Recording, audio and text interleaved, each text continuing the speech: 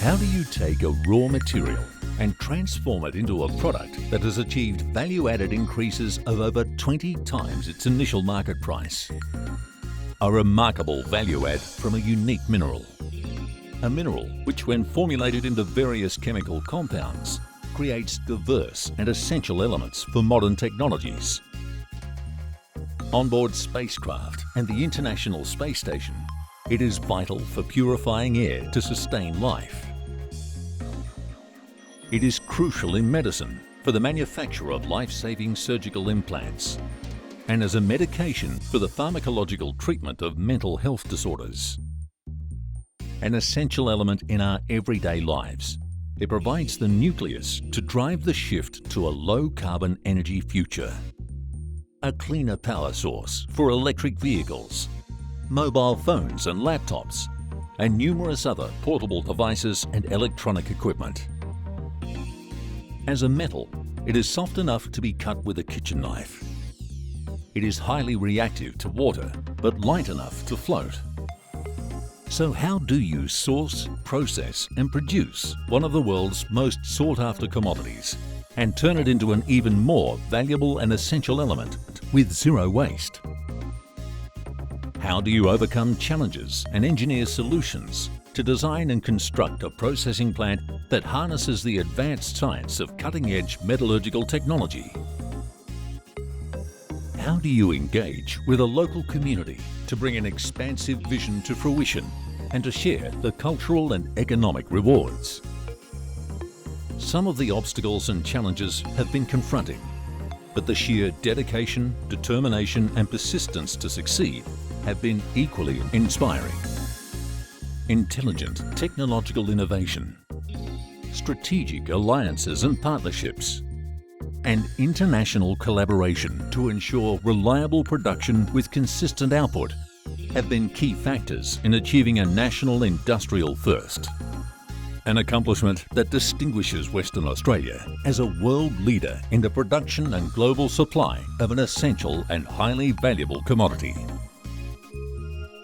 This is the story of Tianqi Lithium, from mine to market.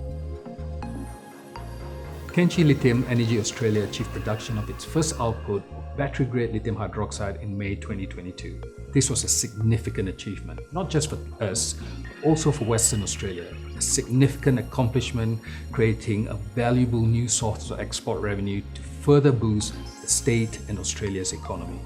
For us, this was an important and historic milestone, one that was proudly celebrated with a memorable event attended and officiated by senior Western Australian government ministers. This is a window into the future of where we want the Western Australian economy to go. To be an important global partner in the energy transition of the world, the decarbonisation of our economy, but also to be able to assist other economies around the world to decarbonise as well, to embrace the energy transition which is coming our way. The world demand for energy is increasing and a new industry has emerged. With a lithium-powered battery at its core, Tianqi Lithium Corporation China has already earned a reputation for technical expertise over 30 years, and we are committed to becoming an international leader in the production of the lithium for high-grade lithium batteries. Tianqi Lithium Energy Australia was the first company to build a battery-grade lithium hydroxide plant outside of China and the first to produce battery-grade lithium here in Australia. We are very proud to be part of a global rechargeable battery supply chain that is scaling up to meet the world's rapidly growing demand for electric vehicles and renewable energy storage. If you want to know what the future of manufacturing looks like, that's what it looks like. It's about using technology to transform our natural resources into high-value products. And isn't it wonderful that here in Kwinana, Tianqi and their partners IGO have taken the risk of investing in this modern manufacturing to transform lithium concentrate, lithium spodumene, into high-value lithium hydroxide for use in batteries. Australia has been mining and shipping lithium-bearing spodumene mineral for decades, but the processing of this spodumene into high-quality and high-value lithium hydroxide for battery manufacturing has always been undertaken outside of Australia. We've invested over $1 billion in designing and building Australia's first battery-grade lithium hydroxide refinery right here in Kwinana. In building the plant, we've brought downstream processing of lithium to Australia. In doing so, we're adding value to Australia's minerals, providing opportunities for people to develop new skills in an industry at the forefront of the decarbonisation of the world's economy. What's unique about this plant, compared to other lithium processing facilities in the world, is that it's designed for continuous production on a large scale. It also has the advantage of being fed by the world's highest grade hard rock lithium, which comes to us in a spodumene concentrate form from Greenbushes. This significantly improves the plant's operational efficiency and sustainability performance, particularly compared to lithium sourced from brine.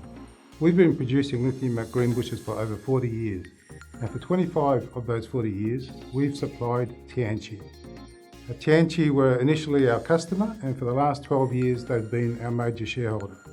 The Greenbushes lithium mine is a really significant global lithium asset. It's the largest, highest grade lithium mineral deposit in the world. The spodumene coming out from Greenbush area is the best quality and the best quantity there. So we invested in Kwinana because we can shorten the distance of transportation and the cost of logistics. Co-locating our refinery with our mine means we've eliminated the needs to ship vast amounts of spodumene around the world for processing. A first step in building a zero-carbon battery supply chain. Through our investments in both the Kwinana refinery and the Greenbushes lithium mine, we've set ourselves up to deliver for our customers, our employees, shareholders, and the communities that we operate in for the next 30 years. Talison has seen quite a change over the period of time that we've made that transition into lithium from the very early days. At the moment, we're very much in a period of growth again as a lithium business, and Talison is very much a part of that growth story for lithium consumption worldwide. 5 years into what for us is really a 10-year transformation as a business. We've got 4 process plants running now. We're going to produce somewhere around 1.2 million tonnes of production this year, and we've got 800 to 900 employees. Fast forward another 5 years, which is really the end of our 10-year transformation as a business, and we'll have 6 process plants. Production profile will be somewhere around the order of 2.2 million tonnes, and we'll have somewhere between 14 to 1,500 employees. So that is quite a substantive growth for us as a business, and Tianqi is coming along with that and driving that growth in us as a business as well. TOC listed on the Shenzhen Stock Exchange in 2010 and in 2014 acquired a 51% stake in Talison Lithium Australia. In 2018, we unveiled the world's first full automatic lithium hydroxide plant in Kwinana. There have certainly been a number of challenges that delayed the construction and the commissioning of the plant. The fall in the lithium price in 2018, financial pressures faced by our parent company, and the global pandemic all had an impact, as well as the fact that this is a very complex technical process and the first time it's ever been done on this scale outside of China. The expertise we've needed to commission and test the plant and its product doesn't normally exist in Australia. So we've had to navigate travel restrictions for experts to be on site to assist with the commissioning. To have achieved battery grade within these timeframes and given these challenges is a testament to the people who worked so hard to design, construct, and commission this facility. Downturns in the market and other financial pressures meant commissioning of the plant was put on hold until we reached a strategic partnership with IGO in 2020. Together, we have achieved our shared vision for the clean energy of the future. More than $1 billion has been invested in this plant, with more than 80% of that spent locally with local businesses. It provided jobs to more than 900 local people during construction and full-time employment to more than 200 people now in the operational phase. More than half of those staff lived within 30 minutes of the site. Construction of the second train will provide even more opportunities for local people and local businesses. We're fortunate to have access to the world's best spodumene feedstock, enabling us to produce each tonne of lithium hydroxide more efficiently. The target for our Kwinana refinery is to have zero carbon footprint by reducing or offsetting our emissions at every stage of production. Our Kwinana plant has been designed as a zero waste facility and to maximise the beneficial use of our non-renewable spodumene resource, which is mined and concentrated locally at Talison in Greenbushes. Talison certainly has a very, very long history down in this part of the world, in the Greenbushes area. You know, it's a lovely part of the world. We're surrounded by state forests, so Talison takes its stewardship of its environmental responsibilities in that area very, very seriously. We have a long history of undertaking our operations in a way that is in conjunction with the environment rather than sort of stepping outside it. We see that as important to us because we are a key role player in that green energy transition, which from a global perspective, our input into that is really significant, given that we are one of the largest producers of lithium in the world. Us, as far as Talison goes, is rapidly expanding our business over that period of time. And Tianqi have been along for the ride right through that period, both firstly as a customer and then secondly as an owner of Talison and effectively an owner of the Greenbushes operation. So it's been a long, well-established and I think very fruitful relationship for both parties. Australia is a very great land of resources. That's why we invested here the mines and the conversion plant for the lithium hydroxide, and we are intending to invest more into the downstream industry like precursors, cathode materials, and even battery production. We expect TLEA to continue to drive the Kwinana plant upgrade, to deliver on its commitment to serving our customers and to leading the global new energy industry by providing world-class lithium hydroxide products. Because of the high quality of our spodumene, only 6 tonnes is needed to produce 1 tonne of battery-grade lithium hydroxide. The refinery is split into 2 main sections. The first involves high temperatures and it's called pyrometallurgy. The second primarily involves water chemistry, it's called hydrometallurgy. It takes about 3 days for the spodumene added in the front end of the plant to be converted to lithium hydroxide at the back end of the plant. Spodumene concentrate from Greenbushes is first roasted in a rotating kiln at 1100 degrees to convert it into a form that can be dissolved in acid. It's then mixed with sulfuric acid at 250 degrees inside another rotating kiln to form an impure lithium sulfate solution.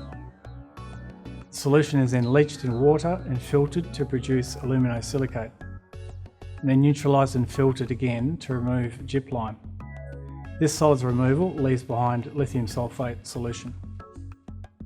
Excess water is evaporated to increase the concentration of lithium sulfate. It then enters a reactor which converts the lithium sulfate to lithium hydroxide and creates sodium sulfate.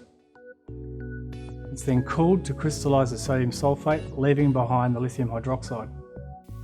Finally, the lithium hydroxide product is crystallised, dried, and then packaged in fully sealed 450 kilogram bags for transportation to the customer. Each one of our 450 kilogram bags of lithium provides enough energy to power 10 electric vehicles.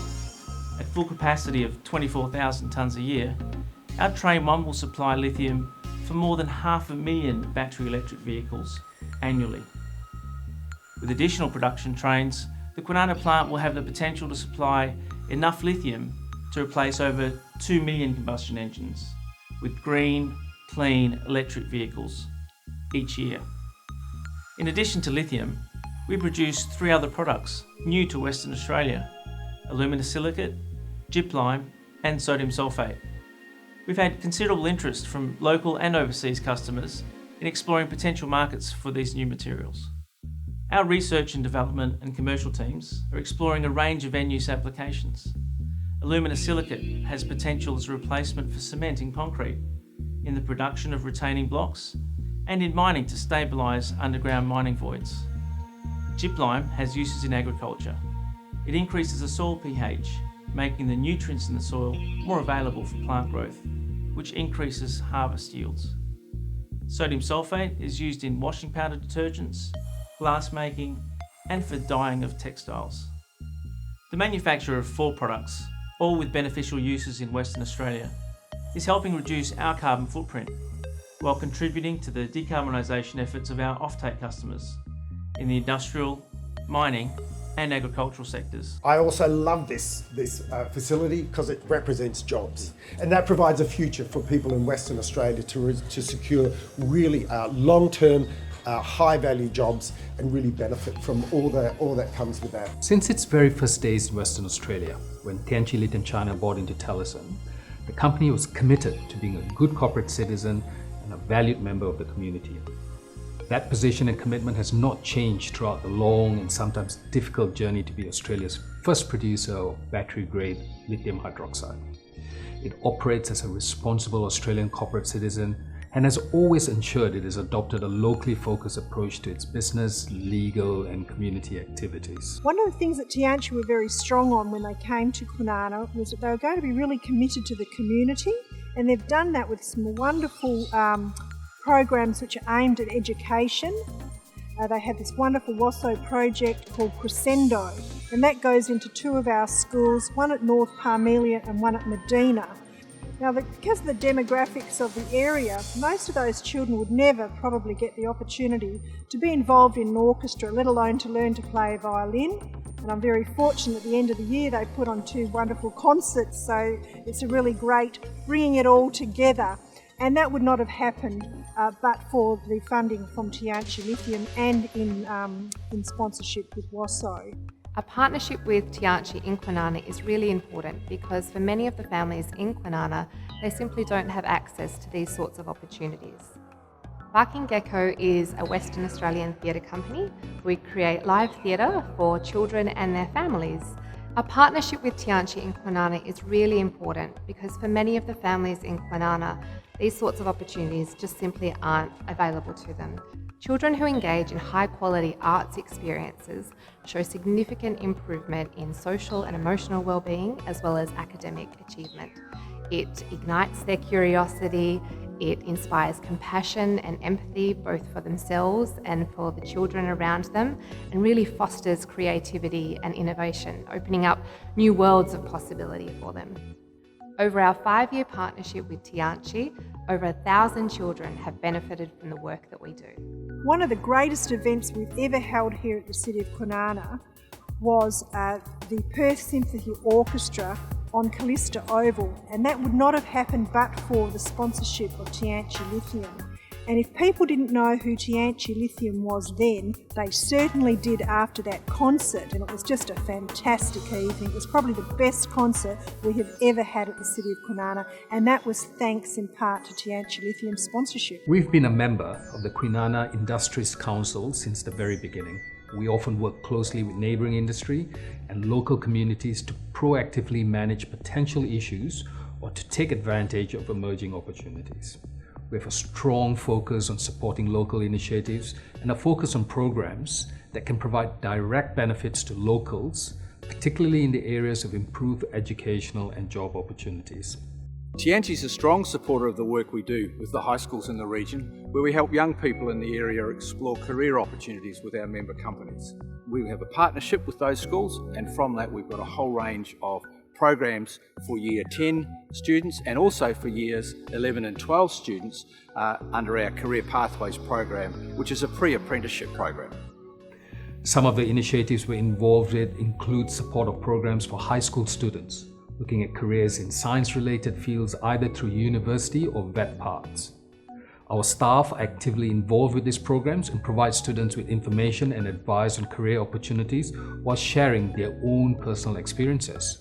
We've also commenced a trainee and apprenticeship program that offers opportunities specifically to these local students and also to the children and other family members of our own workforce. The world is turning to electric vehicles powered by renewable energy to reduce transport sector carbon emissions.